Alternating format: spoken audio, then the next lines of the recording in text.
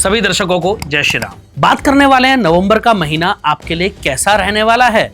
बहुत कुछ आपकी राशि इस महीने कह रही है, कुछ खास होने वाला है। बहुत सारे गोचर, बहुत सारे ग्रह का मूवमेंट बहुत कुछ इशारा कर रहा है। बहुत ध्यान से आप इस वीडियो को अंत तक देखिएगा और देखिएगा क्या कुछ खास रहने वाला है आपकी राशि में।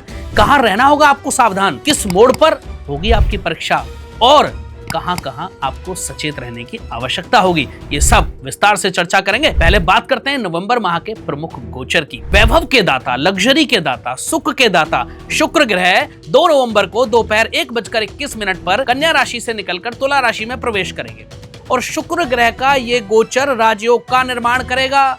वहीं दूसरी तरफ आत्मा और पिता के कारक सूर्यदेव, ग्रहों के राजा कहे जाने वाले सूर्य देवता 16 नवंबर को तुला राशि से निकलकर वृश्चिक राशि में गोचर करेंगे। जबकि व्यापार के स्वामी, वाणी के स्वामी, कम्युनिकेशन के दाता, बुद्धि के दाता बुध की अगर हम बात करें तो वो 23 नवंबर को तुला राशि में प्रवेश करने वाले हैं।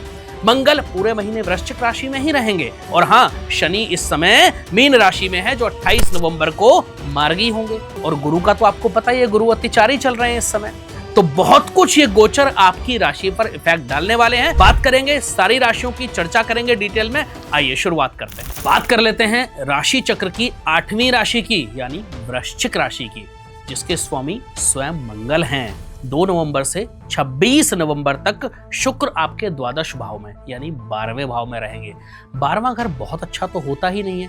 12वें घर को मोक्ष का घर भी कहा गया है, 12वें घर को खर्चों का घर भी कहा गया है, 12वें घर को अनएक्सपेक्टेड एक्सपेंसेस का घर भी कहा जाता है। 12वें घर की बहुत सारी गणनाएं 12वें घर से कुंडली के से हम करते हैं। आपका कहीं ना कहीं कॉन्फिडेंस तो बढ़ेगा।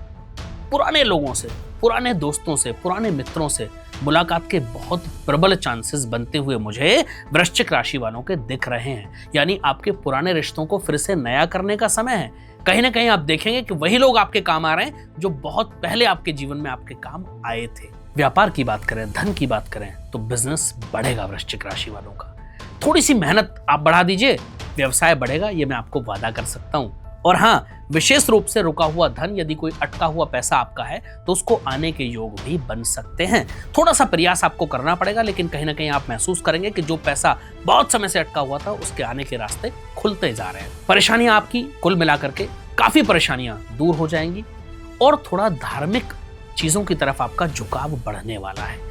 वैसे भी धार्मिक होना कभी बुरा तो हो नहीं सकता, तो मैं तो कहता हूं कि प्रभु की भक्ति में जितना लग जाओगे उतना आपका जीवन ज्यादा उज्जवल हो जाएगा। धार्मिक कार्यों में आपकी रुचि कुल मिलाकर के बढ़ेगी। शादीशुदा जीवन की बात करूं तो बहुत खुशहाल रहने वाला है।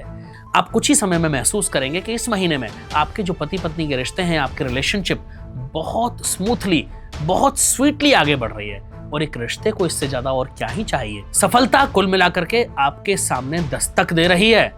बस जरूरत है तो आपको उसको ग्रैब करने की, आपको उस अपॉर्चुनिटी को कैच करने की, पकड़ने की। स्वास्थ्य अच्छा रहेगा। घर के बड़े बुजुर्गों की सलाह से आपका जीवन बहुत अच्छे से आगे बढ़ेगा। उनका आशीर्वाद देना बिल्कुल न भूलें।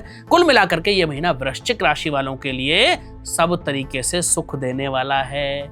बस आप अपने मेहनत में, अपने एफर्ट्स में कमी बिल्कुल मत छोड़िएगा। हेल्थ भी अच्छी रहेगी। वृश्चिक राशि वालों के लिए एक महा उपाय आज मैं बता करके जा रहा हूं। यदि आपने कर लिया तो आपकी किस्मत में कितनी भी दिक्कतें लिखी हों वो कम होना शुरू हो जाएंगी। धीरे धीरे आपकी ग्रोथ होनी शुरू हो जाएगी। धीरे धीरे आप प्रोग्रेस की तरफ आगे बढ़ना शुरू कर देंगे। और यदि कोई बहुत बड़ी ऑब्स्टेकल या बाधा आपके जीवन में बहुत समय से बनी हुई है तो आप ये उपाय कीजिएगा जो मैं बताने जा रहा हूँ। विश्वास कीजिएगा वो बाधा धीरे धीरे कहाँ गायब हो जाएगी आपको पता भी नहीं चलेगा।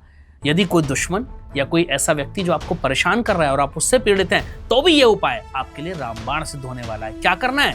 7 मंगलवार लगातार हनुमान जी के मंदिर में 1.25 किलो या उससे ज्यादा लाल फलों का भोग एक तुलसी पत्र डाल करके हनुमान जी को जरूर लगा दें और वहां बैठ करके हनुमान चालीसा का पाठ करें, ओम हनुमते नमः का जाप करें। जितना करेंगे उतना आपका जीवन सरल हो जाए। तो ये थी बात आपकी अपनी राशि की। ध्यान रखिएगा, जो जो चीजें आपको बताई गई हैं उनको फॉलो कीजिएगा और विश्वास कीजिएगा आप अगर आपने ये उपाय कर लिए तो आप अपनी चीजों को अपने फेवर में स्वयं ही कर लेंगे। आप अपने कामों को बनते हुए खुद ही महसूस करेंगे।